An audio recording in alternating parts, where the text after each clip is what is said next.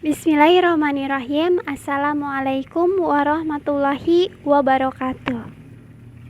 Perkenalkan, nama saya Wiwi Komalasari, NIM 1909583.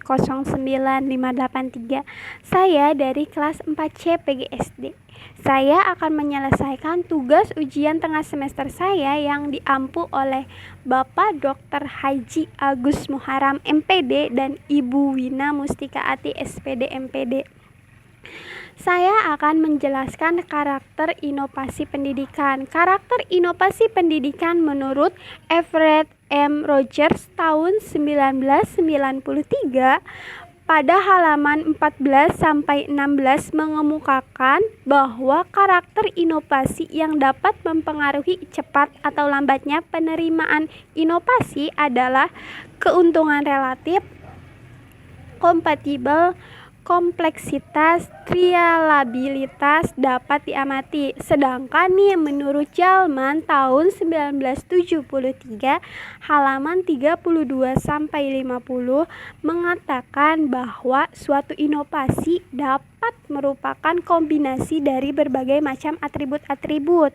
Atribut-atribut inovasi yang dikemukakan oleh Jalman yaitu yang pertama pembiayaan, yang kedua balik modal, yang ketiga efisiensi, yang keempat mudah dikomunikasikan, yang kelima kompatibilitas, yang keenam kompleksitas, yang ketujuh status ilmiah, yang kedelapan kadar keaslian, dan yang kesembilan dapat dilihat kemanfaatnya. Kemudian dapat dilihat batas sebelumnya dan keterlibatan sasaran perubahan serta hubungan interpersonal.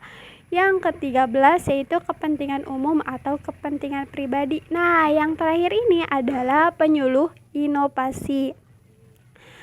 Strategi inovasi pendidikan adalah salah satu faktor yang ikut menentukan efektivitas pelaksanaan program perubahan sosial, yaitu ketepatan penggunaan strategi. Tetapi memilih strategi yang tepat bukan pekerjaan yang mudah. Ada 4 macam strategi inovasi. Yang pertama ada strategi fasilitatif, yang kedua strategi pendidikan, yang ketiga strategi bujukan, dan yang terakhir strategi paksaan.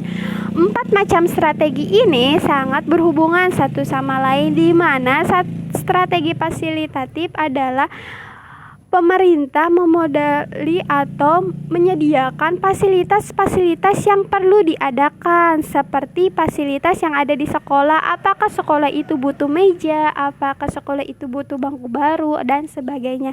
Kemudian strategi pendidikan adalah di mana pemerintah dapat menyediakan kurikulum serta inovasi-inovasi yang sangat ampuh untuk guru dapat mengembangkan kreativitasnya sehingga anak didiknya mampu menerima ajaran yang dia ajarkan. Kemudian ada strategi bujukan. Setelah ada strategi fasilitatif dan strategi pendidikan, maka strategi bujukan ini perlu diadakan karena suatu fasilitatif atau suatu pendidikan tidak akan terjadi kalau tidak ada yang akan diajarkan. Nah, maka dari itu strategi bujukan ini perlu diadakan, yaitu untuk mengajak sesuatu atau mengajak seseorang untuk melaksanakan suatu strategi itu. Nah, yang terakhir ada strategi paksaan, di mana strategi paksaan ini sudah tidak lagi bisa mengajak atau membujuk suatu seseorang untuk melaksanakan perubahan secara langsung dan untuk lebih baik ke depannya. Kemudian strategi paksaan ini dalam kata hal yang lain yaitu bukan ke arah negatif tapi ke arah positif, di mana untuk mencerdaskan suatu bangsa atau untuk merubah perekonomian serta pendidikan suatu bangsa. Terima kasih. Assalamualaikum warahmatullahi wabarakatuh.